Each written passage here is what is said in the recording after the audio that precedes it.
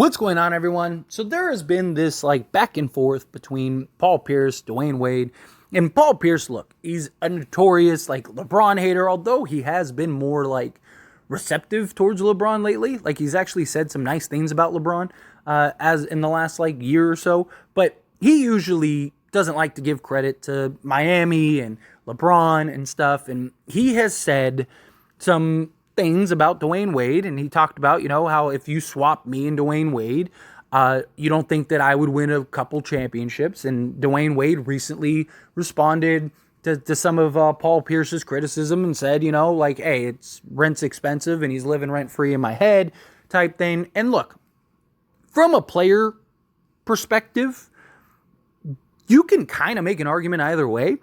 Now, Dwayne Wade was clearly far and away the better defensive player of the two, and he, for his career, has a better just scoring average. So he was 22 points per game. Paul Pierce was 19.7. They had, in the head-to-heads, were 15 and 69 as far as go-aheads go, and so was Dwayne Wade, which I think was interesting. They were exact. Wade was a 13-time All-Star. Paul Pierce was a 10-time All-Star. All-NBA, 4 for Pierce, 8 for Dwayne Wade. NBA champs, 3 for Dwayne Wade, 1 for Paul Pierce. Finals MVP, 2006 for Dwayne Wade, 2008 for Paul Pierce. Now, again, played different positions. Dwayne Wade's fall-off was a lot steeper than Paul Pierce. Paul Pierce was still a really solid player and a really good contributor on several teams, even when he was kind of past his heyday. Dwayne Wade just kind of hit this wall, and a lot of it was injuries and stuff like that. But Paul Pierce was an absolute bucket getter, right? And they were very different players. And you can make an argument that Paul Pierce underachieved with the Celtics with their Big Three era, although they did make it to 2 NBA Finals, and they ran into that Lakers team that was really good. Also, then Miami's Big Three comes into the picture, and they were younger and, kind of matched up well. And, you still had the Celtics who gave them troubles, and they were interesting showdowns and matchups. Celtics Big Three was also older when they came together, and, Ray Allen wasn't really the prime Ray Allen that we knew. KG and Paul Pierce, they were kind of the captains and the ship leaders of that team. And then they had Rondo, and there was a lot, right? With the Celtics. Miami, there was a lot of underachieving in that as well, though, right? Not 1, not 2, not 3, all that jazz, right? And they still had success. They won 2 out of 4 years and got 2 NBA championships, but it just felt like they should have won more. Fit was kind of an issue, right? You had Dwayne Wade and LeBron who were great, right? But it was clunky at times. And Dwayne Wade, his lack of shooting kind of became an issue at times. And LeBron kind of evolved and became the guy for Miami, which same thing would have happened if Paul Pierce was there. And then Chris Bosh was kind of awkward in several of those seasons, and it was where do we play him? Where does he fit at times? Although I thought you can make an argument he was maybe the second most important piece, just because of everything that he did and kind of evolving in that Swiss Army knife for Miami. But regardless, LeBron also needed Dwayne Wade to really learn how to be a leader and win. But I actually believe if you swapped Dwayne Wade with Paul Pierce, I actually think Miami would have won more championships. I actually think Miami would have been better with Paul Pierce over Dwayne Wade. And look, that has nothing to do with who's better, right? You might think Dwayne Wade was the better player. Dwayne Wade was one of my favorite players growing up. I love Dwayne Wade. I put him personally over Paul Pierce.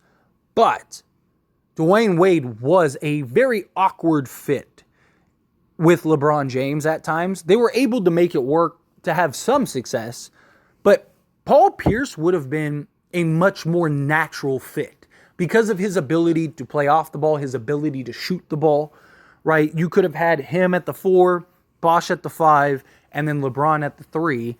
And I just think it would have been a lot smoother.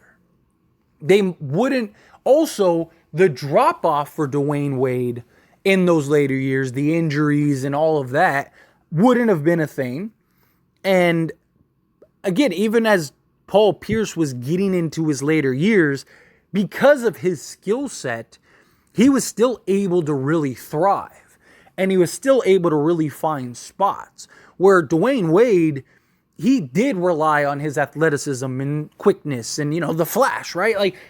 So I just think that if you put Paul Pierce with LeBron and Bosh in Miami, I don't know if anybody beats them. I don't think San Antonio beats them.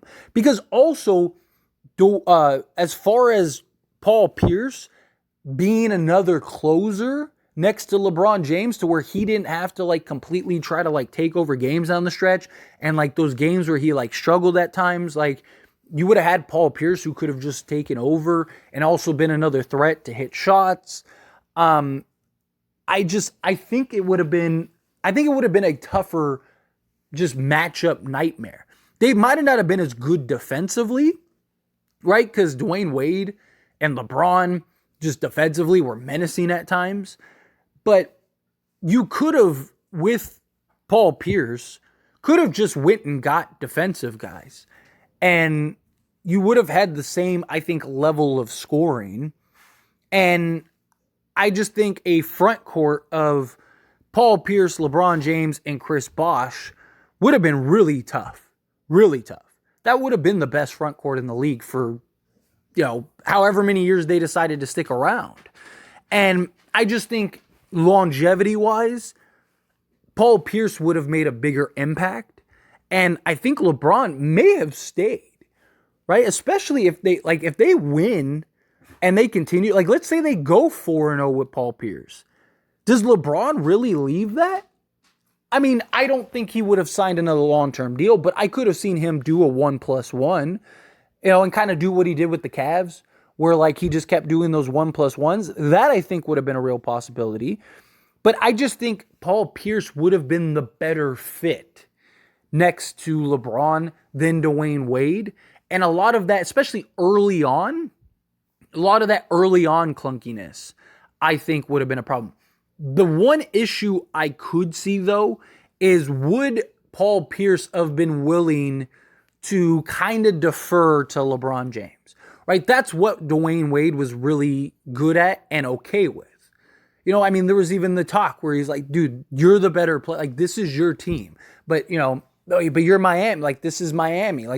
No, you're the better. It's time for you to take over. This is your time, right? Would have Paul Pierce been willing to do that? He did make the sacrifices with KG and Ray Allen, and he still would have been the second option. But would he have kind of helped shape LeBron into the guy that he was? Because Dwayne Wade played a massive part in turning LeBron into, Miami's elite, prime, arguably best player ever at the time type LeBron. And I don't know if that would have happened with Paul Pierce. But even if you got a, slightly elevated Cleveland LeBron with Paul Pierce and Chris Bosh, I think that would have been really tough to beat. And Paul Pierce was already a difficult task to stop defensively. And then to have him basically be alongside LeBron James, who at that time was basically unguardable, and then Chris Bosh, and you wouldn't have had to kind of figure out where to place Bosh and where to place, is he a power forward? Is he going to be a center this game? It would have been just, okay, you're going to play center. Paul Pierce is going to be the 4. LeBron's going to be the 3. Mario Chalmers could have still been the point. Whatever, right? And you could have even went and got some just defensive guys to really kind of round out that roster to make up for the lack of not having Dwayne Wade. So it would have been a different looking Miami, without a doubt. They wouldn't have been as high flying, and you wouldn't have gotten the famous iconic poster, and it would have been interesting to see. But I really do think Paul Pierce is right in this situation. Like, I don't think that they don't at least match what Miami won. Right? Like, if Paul Pierce went to Miami instead of Dwayne Wade, you can't tell me that they wouldn't have won at least 2 NBA championships. Right? I don't see that being the case. Now, you could make an argument that they might have still lost to Dallas, but Paul Pierce and his intensity and stuff, like, I don't know. He might have pushed LeBron more than Dwayne Wade did that year. And I think you could have relied on Paul Pierce in that series to kind of really take over when LeBron was struggling. I don't know. I just think it would have been a different look. But I do think Paul Pierce is right in the regard of, like, hey, you don't think I would have won a couple? I absolutely think he would have. But anyway, as always, this is a discussion, so I pass the question on to you. Let me know your thoughts and opinions down in the comments below. What do you think? Do you agree? Do you think Paul Pierce would have been the better natural fit? Do you think, no, like, Dwayne Wade, it would have been the same result? It would have been somewhere in between? How do you feel? Whatever your thoughts are, I'd love to hear it, so let me know.